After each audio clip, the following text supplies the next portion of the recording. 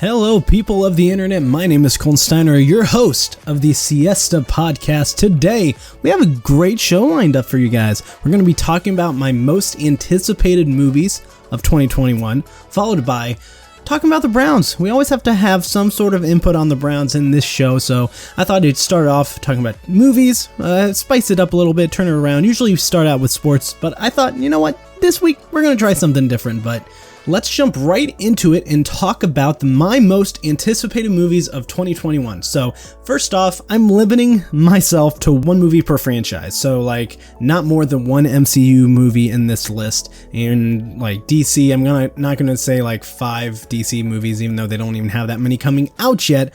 But obviously, Black Widow, Venom, Morbius, and Thor are movies that I'm going to be excited for when they come out, but I didn't want to clog up all my movies in this section with just MCU movies. You guys know I love the MCU, you guys know I'm a fan of it, but I don't want to bore you down with that. And also, I'm going to be listing the dates that they're going to come out at this current point of time that I'm recording this podcast, and they are all subject to change because with the pandemic going on, we don't know exactly when we're going to get these movies. A lot of them have been postponed numerous times, Black Widow being one of them, one of the very prominent ones. We were supposed to get, what was that, last March in 2020, or was it May 2020, and then that's been postponed so many times. But yeah, we're going to start off with my favorite movie that I'm most excited for going into this year, and that is Spider-Man 3. Now, the release date, it says that it's going to be coming out December 17th. The problem is they have postponed Morbius, I believe, to next year. And I think they want to have that one released before they release Spider-Man 3, so I'm anticipating that one getting postponed to next year. But since its current date is for December 17th, I thought, you know what, I'll just leave it here just in case it gets postponed.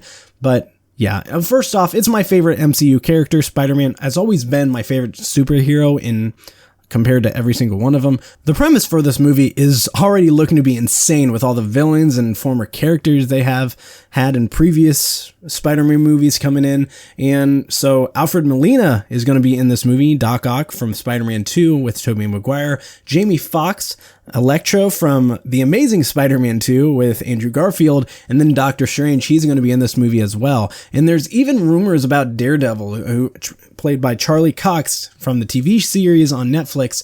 Apparently he may make an appearance, and honestly, if we're looking at all of these, that one makes the most sense. We all know Daredevil is Matt Murdock, the lawyer, when he is not out beating the crap out of bad guys. Now, this one makes the most sense because of the events that transpired in the post-credit scenes in Spider-Man Far From Home, with him being framed for the murder of Quentin Beck, Mysterio, and being outed as Spider-Man. So everyone knows Peter Parker is Spider-Man, and Matt Murdock would play a crucial role, in my opinion, in trying to prove that Spider-Man / Peter Parker, well, Peter Parker is not Spider-Man, and prove that Peter Parker did not kill Quentin Beck. Now, this whole thing is going to be very interesting because of all these TV shows that they're setting up, maybe a Spider-Verse kind of reality, because if you guys have seen WandaVision, I'm not going to say any spoilers in here, but it very well could be a stepping point into creating a Spider-Verse, live-action Spider-Verse, where maybe we have a Miles Morales cameo in this new Spider-Man 3 movie, or maybe a cameo in Morbius that we need to watch before we see Spider-Man 3, which is why they may postpone Spider-Man 3 till after Morbius, or something that happens in Venom.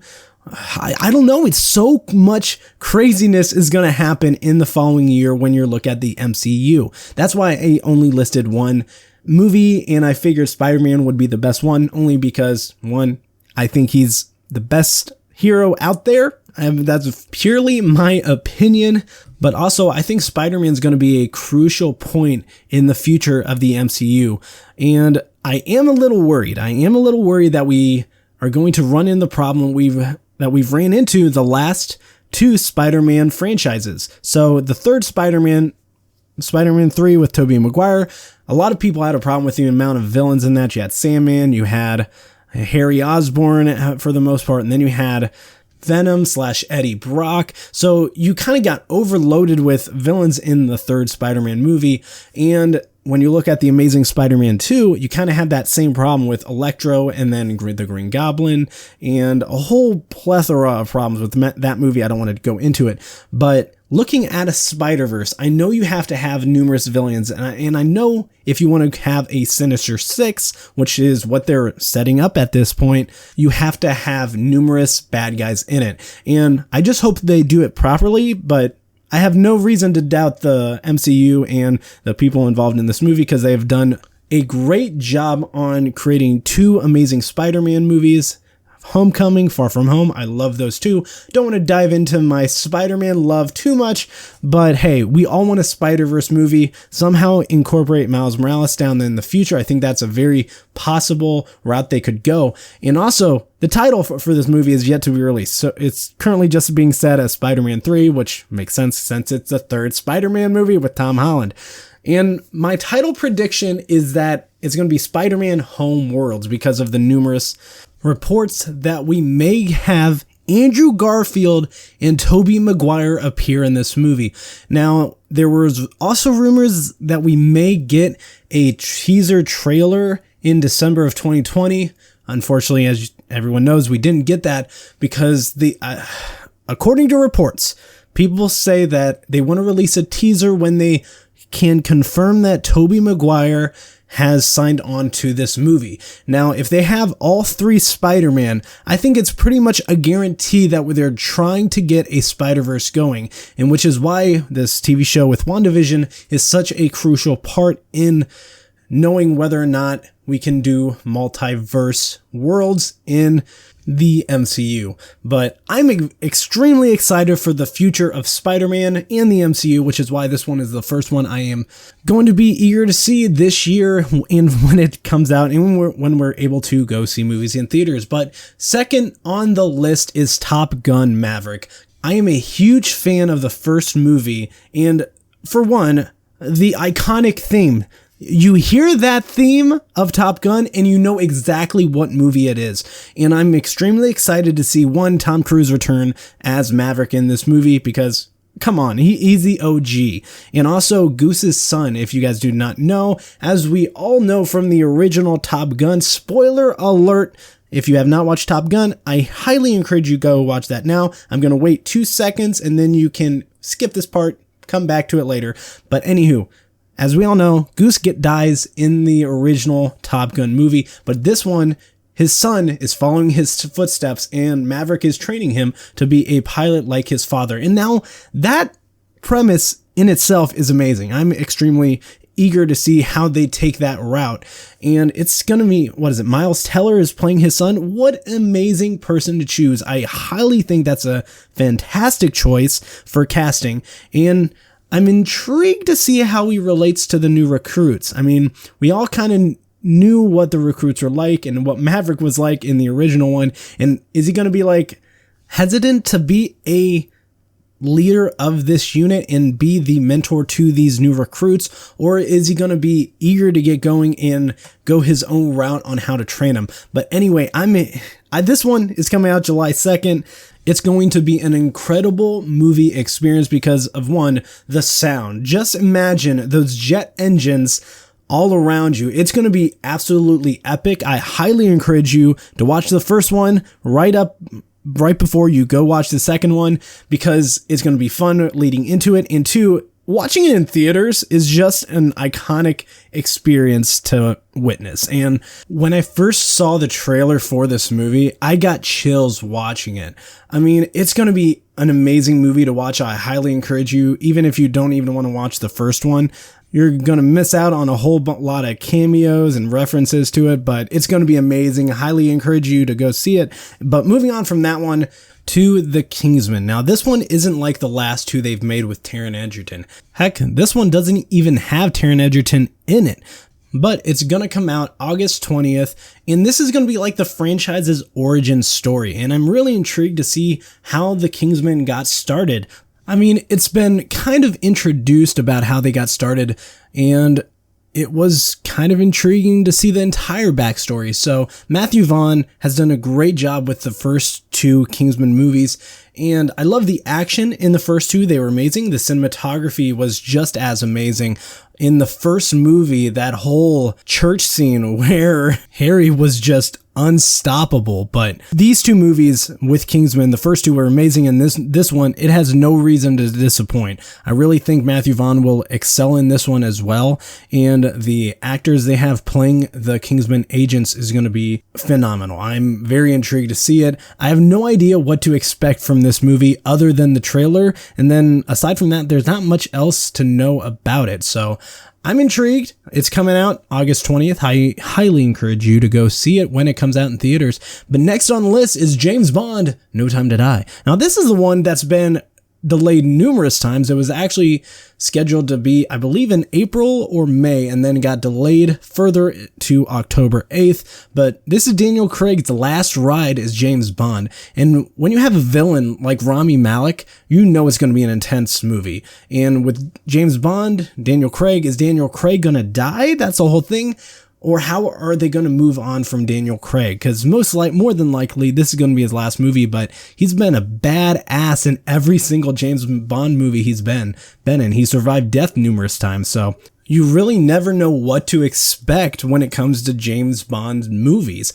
And this one has an ability to be the best one with Daniel Craig yet. From what I've seen in the trailers, I don't know what your favorite James Bond movies is with Daniel Craig, but mine is number 1, Skyfall, followed by Casino Royale. Really like that one. Hate the scene where the car gets destroyed, but you know what? That is what it is. It happens in James Bond movies. Almost every movie, I think a car gets destroyed, but it breaks my heart every time.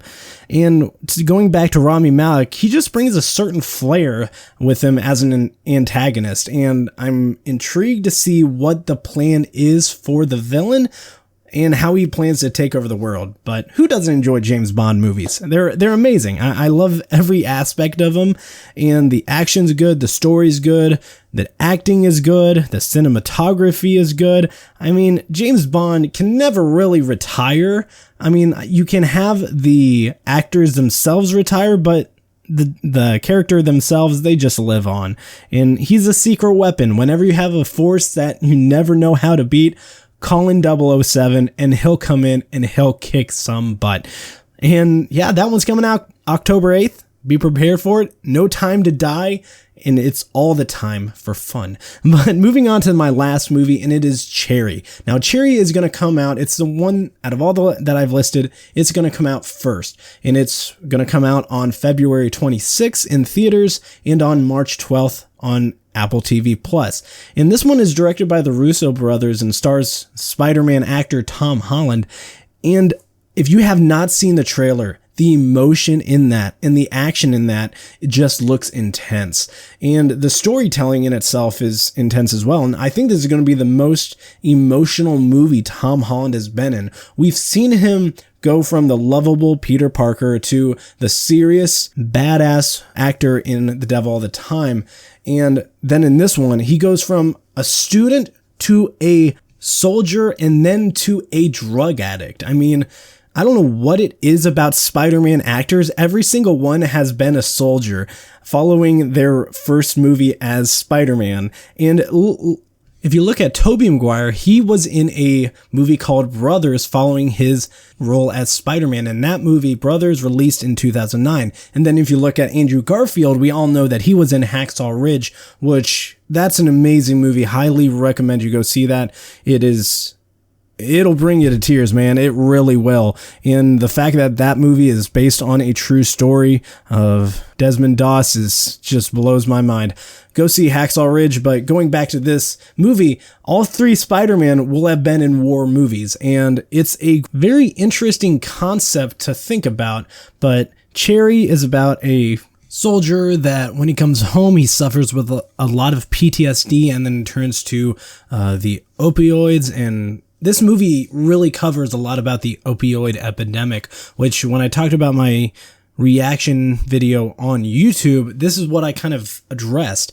There aren't many movies where they talk about the PTSD aspect from soldiers' point of view and the opioid epidemic, which was in the Northeast. It was a huge problem. I know in Ohio, Northeast Ohio, particularly, because that was a bad situation up there, but this is going to be a very emotional movie, and I'm very intrigued to see Tom Holland's acting ability when it comes to that. He did a great job in Far From Home during the emotional parts, and he did a great job in The Devil All the Time when it came to action stuff. So I'm very intrigued to see what happens in this movie and see how Tom Holland is able to broaden his acting range in this film. But moving on from that, there are other movies that I don't want to really go into that deftly, but that I'll just mention.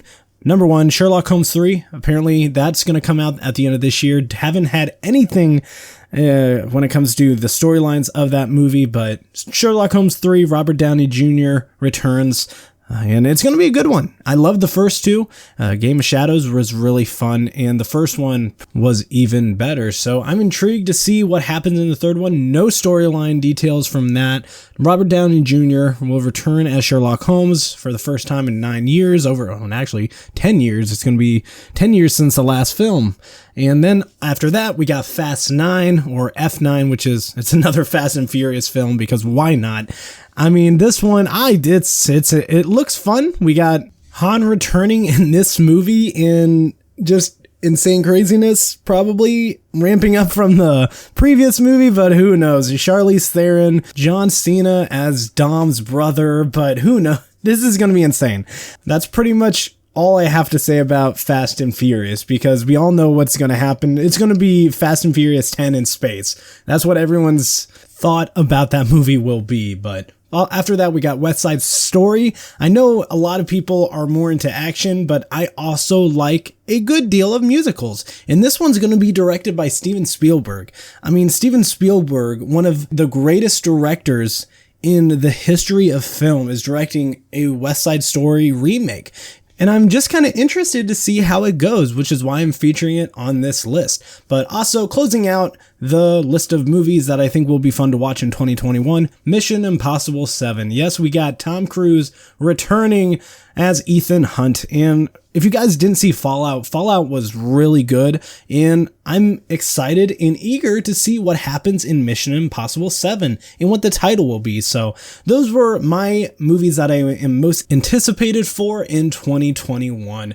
But moving on from movies to the Cleveland Browns, and this topic I wanted to address separately from anything like as a team related. This is going to be talking about the Browns trading Odell and the arguments for it and the arguments against it and what my thoughts are. So going in, is it going to happen? It's really hard to tell whether the Browns will trade Odell because we didn't see enough of him in 2020. And it's especially with all that happened in 2020 with no preseason training camp, stuff like that, or very limited preseason training camp, and Odell having that ACL injury after week 7, it was just hard to really grasp how the Browns would be with Odell in that offense when everything started flowing together. Now, I'm going to start listing some options for trading Odell. This is not saying I'm all for trading Odell. I'm just listing the reasonings behind people wanting to. First off, it opens up a lot of cap space for the Browns to get key players on the defensive side of the ball. So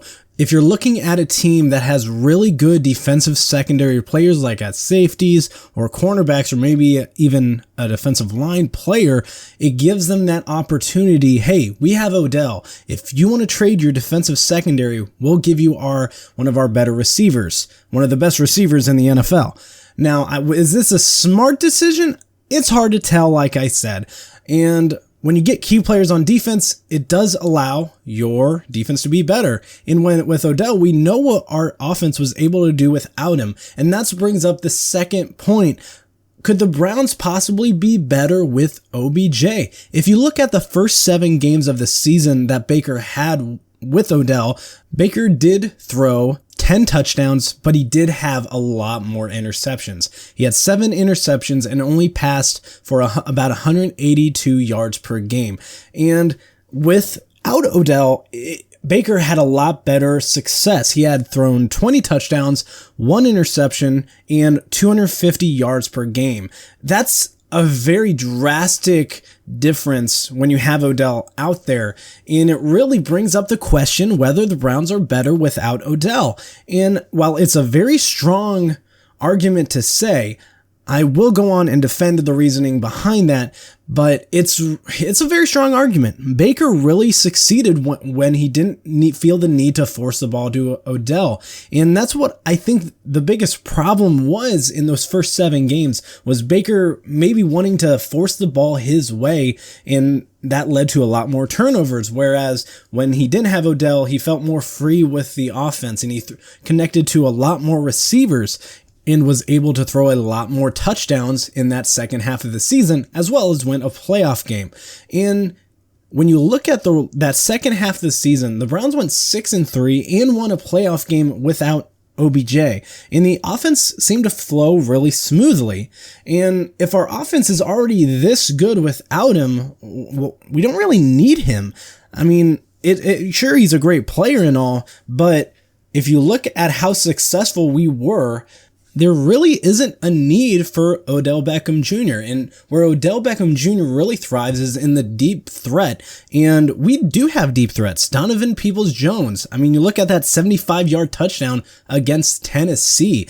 He just burned his defender and flew right past him, and Baker threw an absolute dime his way. So we don't need Odell taking up that much cap space when we have Donovan Peoples-Jones and Hollywood Higgins and even Jarvis Landry as potential deep threats. Now, I'm going to go into the arguments against trading Odell, and they're the same number, at the same number of arguments on each side, so you can end up making your own opinion and form your own thoughts on whether the Browns should do it. But first off, he only played half a season, and the Browns offense, even when he wasn't on the field, did struggle a couple times. I mean, it is a very strong argument to say, hey, if you have a receiver as talented as OBJ, it really helps open up the other receivers to get open because they're going to be focused on him, which allows players like Hollywood Higgins, Donovan Peoples-Jones, Jarvis Landry, Austin Hooper, just his presence out there is enough to help the offense. So that is a very good, strong argument against trading Odell, is the amount of pressure he brings towards the defense. I mean, he only played half the season, so it's hard to say, oh, the Browns would have struggled the last half of the season. But while the Browns did turn the ball over a lot more when he was on the field, they did go 5-2. And that isn't saying like the Browns couldn't have gone 6-3 the last half of the season, or even better than that. And with his injury, you still may not get enough for him when you trade him, so you might as well keep him and utilize his skill and his presence on the field. And I love the energy Odell brings to football, and one of which I love his relationship that he has with Jarvis Landry. It definitely adds more of a loyalty situation when you're playing with your friends and you feel the need that, hey, I played with these guys in college, I played with these guys all year in the off season, I really like my quarterback, and then you trade him. No other team is going to really appreciate that relationship unlike Jarvis. And that's where I do feel that he would rather take less passes and less catches in order to win more games. And when he's happy here, I think that's the most important thing to take out of it. Now, I do want to address the deep threat option. While I said for the arguments for trading Odell, we have deep threats like Donovan Peoples-Jones and Rashard Higgins, but Odell is another monster. He's another being that you can't stop in some situations. And when you look at Baker's confidence as the season progressed, I think his confidence is riding at a really good time. And when he was able to boost that confidence without Odell on the field, I think when we look at next year and what the Browns will be able to do offensively, Kevin Stefanski says, I'd much rather have Odell out on the field than without him. So, well, clearly everyone would agree with that there. I'd much rather have a great wide receiver on the field than have him just sitting on the bench. But when we talk about the deep threat, just his presence out there is amazing. It helps open up the run game. You have him running down the sideline. And when the Browns really started doing those play action rollouts with Baker Mayfield, it opens so much up for the run game. And when you have players like Odell Beckham Jr. running downfield, your secondary has to back up and cover him. And that helps allow, maybe even the linebackers have to go back too, helps allow the run game to get to going really strong early. So the Browns really utilize that play action pass a lot more, I believe, in my opinion, when he wasn't on the field. And when he was on the field, I think we were trying more shotgun situations and more pocket passes. And when you allow your quarterback like Baker Mayfield to roll out, who does have the ability to run, and he is smart enough to slide or get out of bounds, he will throw the ball downfield if he feels the need to do that, or just hand it off to Nick Chubb or Kareem Hunt. So I'm very confident in our ability to have a successful offense with Odell out there. And this is where we move on to my opinion on what should happen. And I've gone back and forth on this, and it's only because I love Odell. I want us to make that perfectly clear. I think he's a phenomenal player, and while there have been thoughts in my head about trading him, I think it won't hurt to keep Odell on the team at this current point in time and see how it works going forward, because you still have him under contract. And as far as I know, I believe his rehab is going faster than what we anticipated. So I'm excited to see how he's going to be next season. And maybe if we incorporate him into this offense, our offense could be even more unstoppable. So while I do think it's a really close call, I think it's better to keep him rather than trade him right away. And let's be honest, there's lots of potential to be even better defensively this offseason. I mean, there's so many things that we could get from trading players or not re-signing certain players. And with the amount of cap space we already have, we don't really need to trade Odell. Really, our offense is set. We just have to work on our defense. And if Odell does well, it's kind of a win-win situation. If he doesn't do well, then you're able to trade him and possibly get better players on the defensive side of the ball.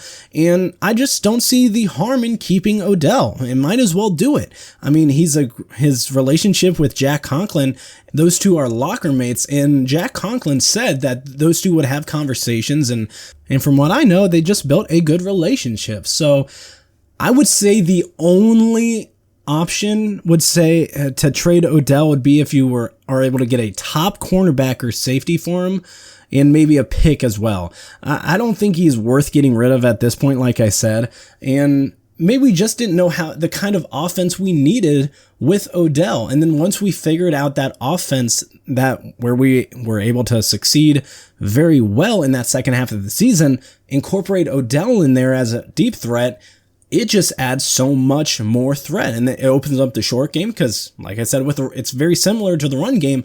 If those linebackers and those safeties and cornerbacks play a little bit deeper, it opens up the short little drag passes to the tight ends and to slot receivers like Jarvis, and he could fit in the system really well. And we saw what happened with Donovan Peoples-Jones. He really exceeded in that second half of the season when Odell was out. And I think it's just the mentality of Baker not wanting to force the ball to Odell Beckham Jr. And if he's able to get over that hump, I think this team is unstoppable on the offensive side of the ball. I really believe that.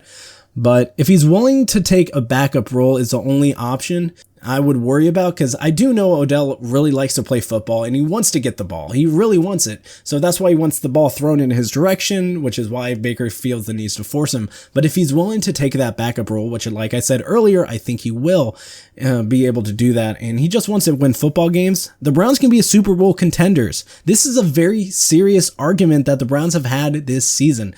And we saw what the Browns were able to do without Odell. Throw him in there, we may be even better. So when you have a player like Odell Beckham Jr., you can't let his talent go to waste, and just utilize his skills on your offense where you need to get better. Like the long ball. We didn't really throw many deep balls this season, especially in that second half of the season, because the run game, the short game was going so well. But if we're able to open up those long passes, oh my gosh, it's going to be so much fun to watch.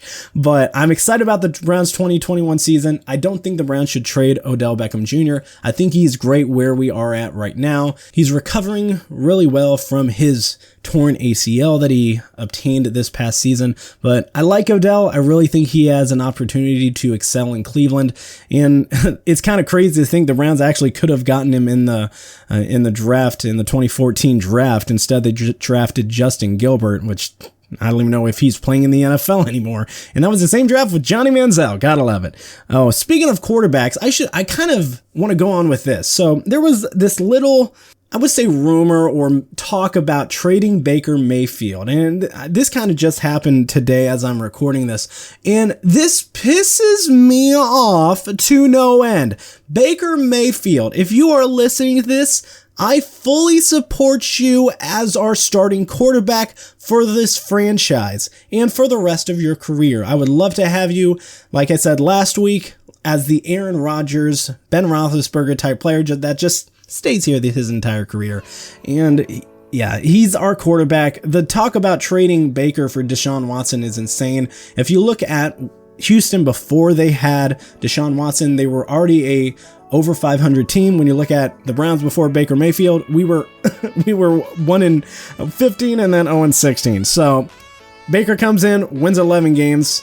Deshaun Watson came in and he won 10 games his second season. He didn't play a lot his first season, but you look at the end game, they both have the same amount of playoff wins. So I'm riding with Baker Mayfield and I'm riding with Odell Beckham Jr. But thank you guys for listening to this podcast. Follow the show on Spotify and subscribe on Apple Podcasts and Google Podcasts. I will see you all next week. You have a great weekend. You have a great rest of your week. And I will see you guys next time. Bye.